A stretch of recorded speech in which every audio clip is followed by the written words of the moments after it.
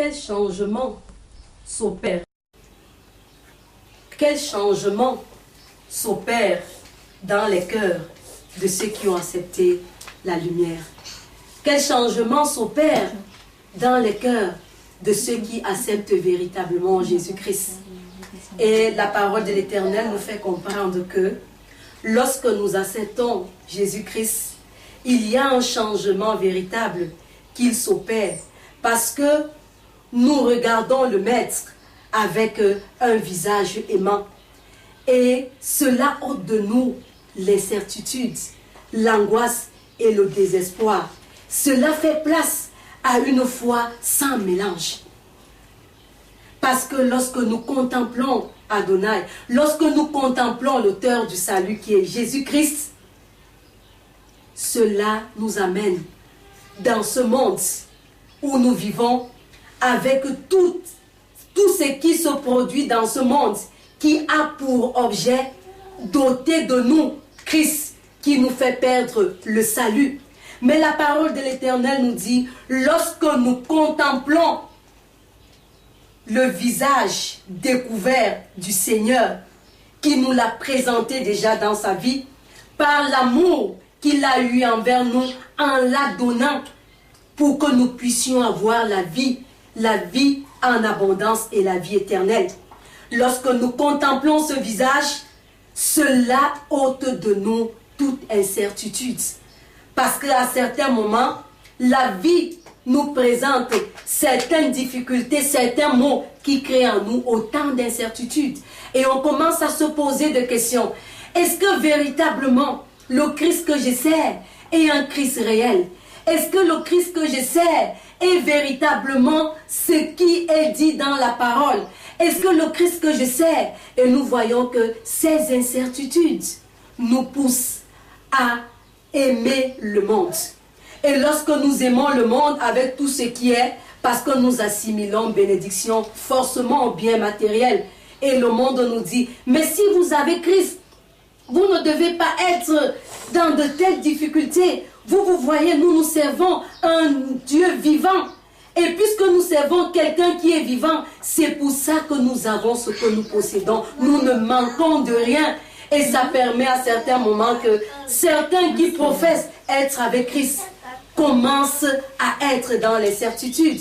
Mais la parole de l'Éternel nous dit quel changement véritable s'opère dans les cœurs de ceux qui acceptent Christ comme étant le Messie, comme étant le Seigneur, comme étant le Sauveur. L'incertitude disparaît de nous. Qu'importe les difficultés auxquelles nous faisons face, parce que nous comprenons que la parole de l'Éternel est véritable et elle nous fait comprendre que lorsque nous contemplons la gloire du Seigneur avec un visage découvert parce que nous avons accepté Jésus-Christ, il fait tomber en nous toute incertitude, il fait tomber en nous toute angoisse et il fait tomber en nous tout désespoir parce que nous comprenons que Christ est le don venu du ciel. Et si l'Éternel nous a donné Jésus-Christ pour nous ôter de l'esclavage du péché qui nous avilit, l'esclavage du péché qui obscurcit notre conscience, l'esclavage du péché qui nous sépare d'Adonai, il nous a tout donné. Et c'est pour cela que cette contemplation nous permet toujours de connaître la paix. Il y a eu un moment à l'église, lorsque un serviteur de l'Éternel avait dit « On ne prie pas pour la paix ». Ça avait causé beaucoup de remue. Et les gens en parlaient.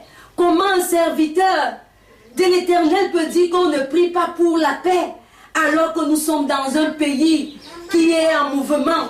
Mais est-ce que celui-là est véritablement un homme venu de l'Éternel? Il est inadmissible.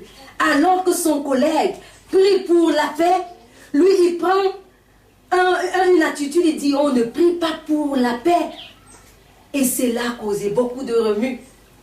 Et cela m'a amené à véritablement me poser des questions sur ce que c'est que la paix. Et c'est là qu'on comprend que lorsque nous acceptons Adonai, c'est lui qui nous produit la paix. La paix ne se donne pas parce que le monde ne l'a pas connue. Le monde l'a rejeté. Et on ne peut pas trouver dans le monde ce que Adonai ne nous donne pas. Et c'est pour cela que la parole de l'Éternel voudrait ce matin, comme nous allons lire dans Jean au chapitre 10, le verset 10. Jean chapitre 10, verset 10, il est écrit: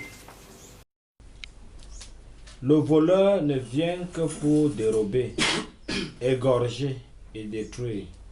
Moi, je suis venu afin que les brebis aient la vie et qu'elles soient dans l'abondance. Qu'est-ce qui est plus grand que la vie? Est-ce le vêtement? Est-ce la nourriture? Est-ce les biens temporels de ce monde? Qu'est-ce qui est plus grand que la vie? Je suis venu donner ma vie pour que mes brebis aient la vie et qu'elles aient la vie éternelle. Qu'est-ce qui est préférable à la vie? La lumière est venue pour nous éclairer, nous amenant à comprendre que tout ce que nous voyons n'est que passager. Tout ce que nous voyons n'est que vil, n'est que vain. Le plus important, c'est la vie. Mais aujourd'hui, nous nous soucions de ce qui va périr. Nous nous soucions de ce qui est passager. Et c'est par cela que le diable nous captive. Il nous captive. Et lorsqu'il nous captive, il nous traîne. Et nous entrons dans cette politique où nous devenons les membres. Nous aimons l'Église. Nous commençons à aimer l'Église. Mais nous rejetons celui qui a la vie et qui nous la donne. Pour que nous puissions avoir la vie en abondance et la vie éternelle. La vie en abondance dans l'éternel. Ce n'est pas le matériel, mais c'est cette vie, c'est ce caractère dont il nous dote qui nous permet d'être dans ce monde enténébré, mais étant dans la paix. Parce qu'il est la lumière qui lui est en nous et qui produit en nous toute vie. Qu'est-ce qui est préférable à la vie? Mais aujourd'hui, nous préférons quoi?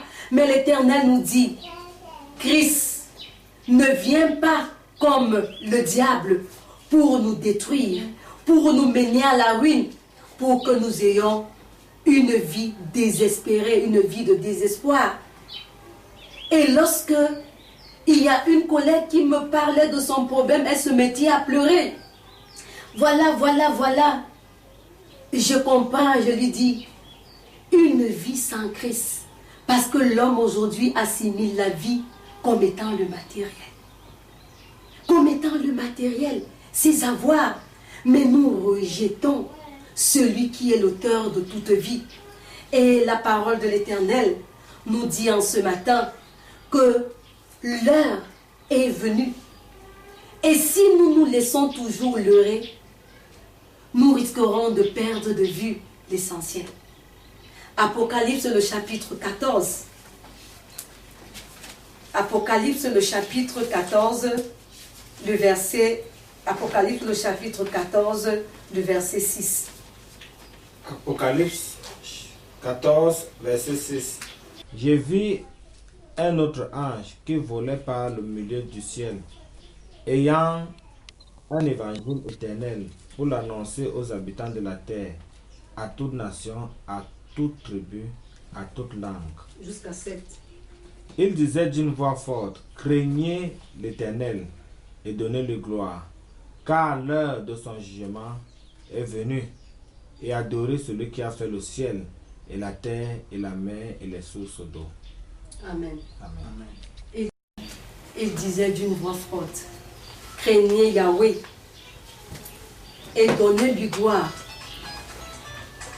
car l'heure de son jugement est venue, et adorez celui qui a fait le ciel, la terre, la mer et les sources d'eau. Qui adorons-nous? Qui adorons-nous? Est-ce que nous adorons les hommes ou nous adorons l'Éternel?